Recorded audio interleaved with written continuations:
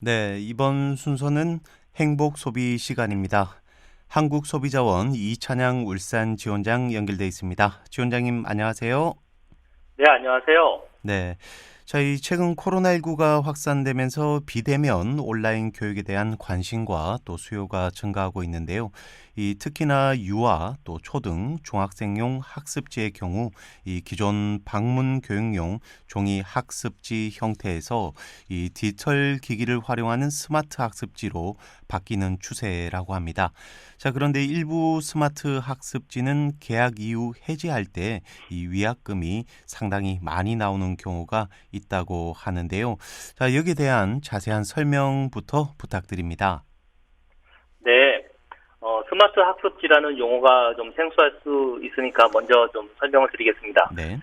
스마트 학습지라고 하면 그 기존에 종이 형태로 제공되던 학습지가 컴퓨터나 휴대폰, 태블릿 PC 같은 이른바 그 정보통신 기술이 접목이 된 스마트 기기를 통해서 제공되는 학습지를 말합니다. 그 손에 쥐어지는 종이와는 달리 전자기기에 의해서 볼 수 있는 또 들을 수 있는 학습지인 거죠. 근데 특이한 점 중 하나는 전통적인 방문 교육의 형태인 종이 학습지와는 달리 전자기기를 이용을 하다 보니까 코로나19 바이러스 위험의 비대면 생활이 지금처럼 지속되고 있는 요즘에는 제공되는 학습 서비스의 형태도 기존과 달라가지고 익숙하지 않아서 좀 중도에 포기하고 해지하는 경우가 좀 생각보다 많은 것 같습니다. 그에 따라 위약금이 예상보다 많이 나온다는 점이 그것으로 민원이 끊이지 않고 있는 것 같습니다. 네. 아무래도 이 스마트 학습지라는 다소 생소한 형태의 또 방문 교육 서비스가 제공이 되다 보니 여러 가지 문제들도 발생하는 것 같습니다. 그럼 이 스마트 학습지와 관련된 소비자 피해 얼마나 발생하고 있습니까? 네, 한국소비자원에서 2017년부터 작년 2020년 9월까지 접수된 스마트 학습지 관련 소비자 피해 구제 신청 사건 166건을 분석해 봤습니다. 그 중도 해지 시 위약금을 과다 청구하는 불만이 56%, 94건으로 가장 많았어요. 이어서 학습 기기, 시스템 미흡으로 인한 민원은 16%, 27건이었고요. 계약 내용 설명 미흡에 대한 내용도 8%, 14건, 계약을 제대로 이행하지 않거나 불완전하게 이행하는 경우도 7%, 11건이나 있었습니다. 네. 이런 민원에 대해서 한국소비자원에서도 이런 문제를 해결하기 위해서 여러 또 노력을 하고 있을 텐데요. 이 스마트 학습지와 관련한 조사 내용이 조금 더 있다면 소개를 더 해주시죠. 네, 비대면 시대를 맞이해서 스마트 학습지 계약은 더욱 증가할 것으로 보입니다. 그래서 한국소비자원에서 스마트 학습지와 관련된 간단한 조사를 했는데요.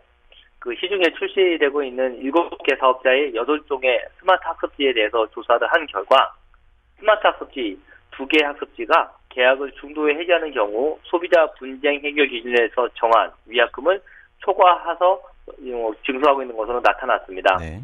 여기서 그 소비자 분쟁 해결 기준이라고 함은 소비자와 사업자 사이에 분쟁이 발생하는 경우에 이를 원만하게 해결하고자 법률에 따라서 행정부인 공정거래위원회가 정한 합의 또는 공고의 기준이라고 볼 수 있겠습니다.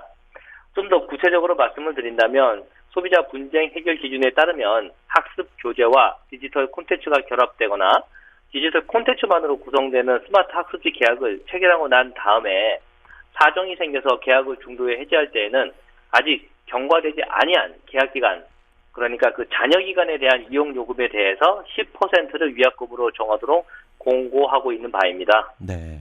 그러니까 이 스마트 학습지 가운데 일부는 소비자 분쟁 해결 기준에서 정한 위약금을 초과해서 위약금을 부과하는 그런 약관을 갖고 있다. 이런 얘기인 것 같은데 이건 문제되는 게 아닙니까?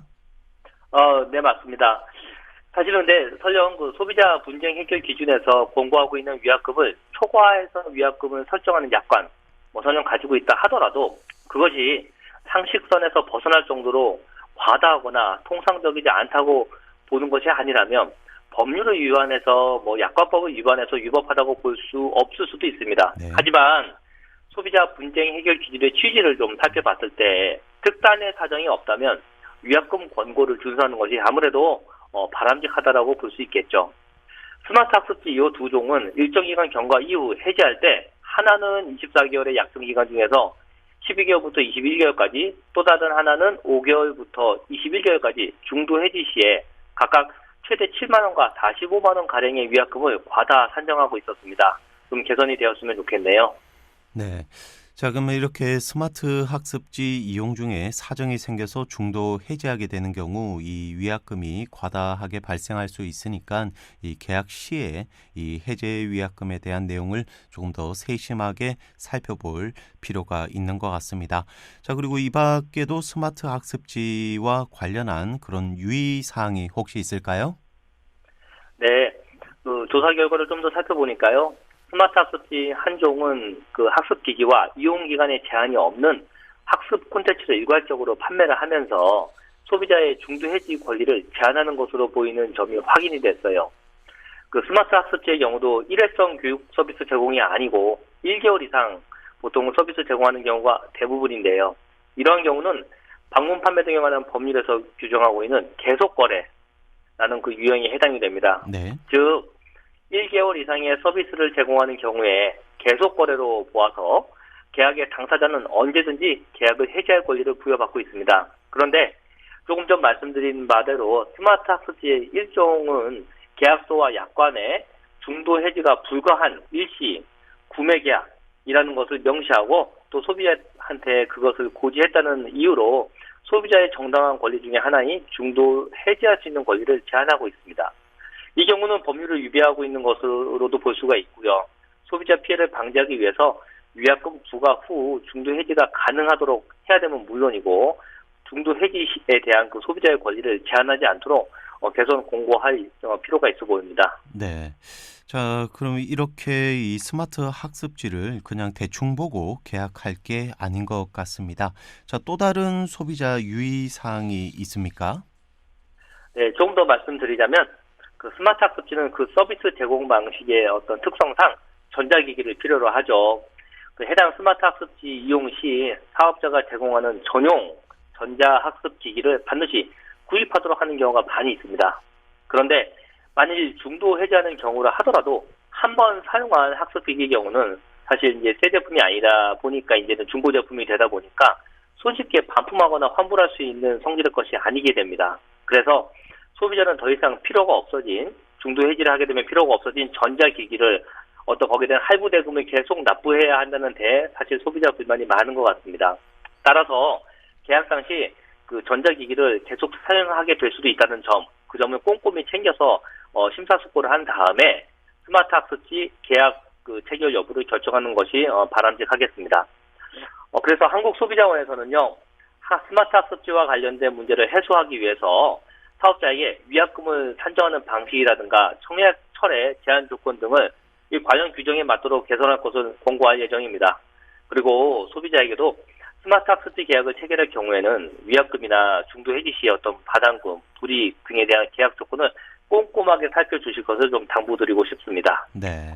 자, 이렇게 요즘 같은 비대면 시대에 또 유용한 학습 도구가 될 수 있는 스마트 학습지지만 이 불이익을 피하기 위해서는 이 계약 당시에 보다 꼼꼼히 유의사항을 챙겨봐야 할 것 같습니다. 자, 오늘 소식은 여기까지입니다. 지금까지 한국소비자원 이찬양 울산 지원장이었습니다. 말씀 감사합니다. 네, 감사합니다.